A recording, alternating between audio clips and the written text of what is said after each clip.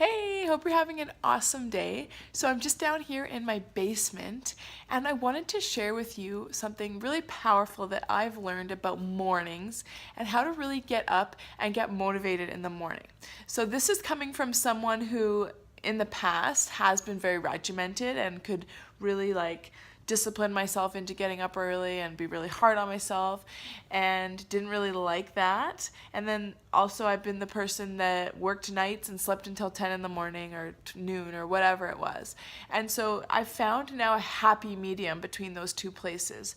The old me of getting up at 4 and trying to pack so much in a day. That's not how I roll anymore. I sleep longer, but I'm a lot more intentional with my day. And a reason for that is that I meditate. And so today what I wanted to share with you, partly I don't really think I need to convince you that meditation is good because it's all over the place. You see apps, you see people talking about it. For me, what meditation does is it allows me so much clarity so that I know what I'm doing. I don't have to overthink things. I make decisions and they're the right decisions, and I'm more in touch with myself and my needs and my intuition when I meditate. So basically my days flow about 100 times better when I take the time in the morning, and they're more enjoyable. I get more done, and that's basically what happens. So I love it. However, I have struggled to make meditation a habit. And so if you've ever struggled to make something a habit, what I want to say to you is you're not alone. We've all struggled. And, what happens when you're making a habit is your subconscious mind, that little inner voice, I sometimes call it my inner critic, it wants you to just stay the same. So it doesn't want you to change because that's dangerous to it, because it's just wired for survival. It's not wired for you thriving and having an amazing life. It's just wired for you to stay safe and to survive. And so anytime you try to create a new habit, whether it's to meditate or to drink more water or to get up earlier or to exercise, this little voice is going to pop up and it's going to say things like, don't bother, you're never going to keep it up. It's going to just send messages to you subconsciously, but you'll notice some of them, you won't notice some of them, and it's going to try to keep you from doing what you want to do. And so what's helped me a ton with that is when I notice those thoughts. So for me, because I'm a type A, I like to get a lot done.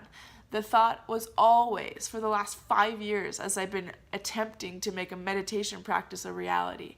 And when I say a practice, I mean a practice. Some days I don't do it right. Some days I don't do it at all. Some days, I take a break from it. Some days it's shorter. Some days it's longer. It's a practice. It's never perfected. And that's part of the key as well, is to not be so hard on yourself that everything has to be perfect or else it's not worth doing. But back to that voice. So a lot of the time my voice, because I'm a type A, would say, up until now, would say, don't bother. You've got lots of work to do. Meditate later if there's time. And I would often listen to that voice. I'm like, yeah, you're right. I'm just going to go jump right into work. And what happens when I jump right into work is nothing flows. I'm grouchy. I'm more reactive, not in a good way. And so what I encourage you, and that's helped me and a lot of my clients, is to challenge that inner voice.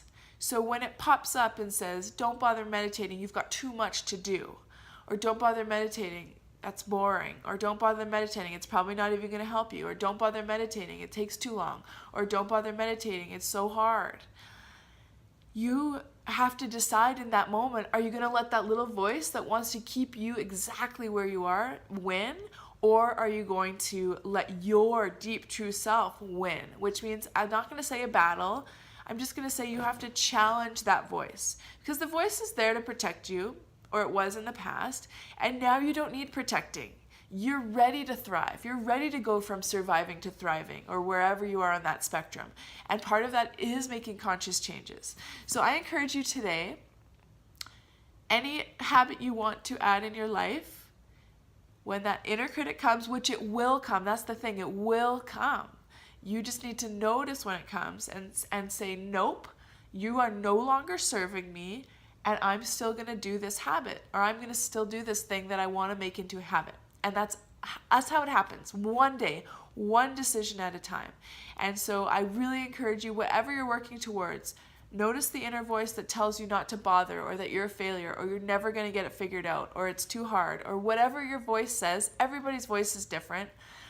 And just slowly, gently push back against it, and you will see such change this year. It's not about hunkering down and doing it better and being harder on yourself and being more regimented. No, it's about gently questioning and being curious about that inner voice and what it's saying to you at every moment of every day, and what you're going to accept. And remember, like anything, it's going to take time to get those voices to stop. But now for me, when my alarm goes off, I say 3 things I'm grateful for. I turn it off. I say 3 things I'm grateful for. I lay in bed and I do that. And sometimes I do more than 3 and I just lay there for a few minutes. And then I say to myself, Charmaine, it's time to get up. That's my cue to get up. Not in a mean way, not in a regimented way. It's just that gets me into action. And then I come right downstairs, I drink water, and I come and I meditate. And it's not a willpower battle. It's not hard. It's just what I do. And it took me 5 years to get to this point with meditating. And now my life is not fulfilled without it. And so you can get there if you want to. And I really encourage you, it's worth it.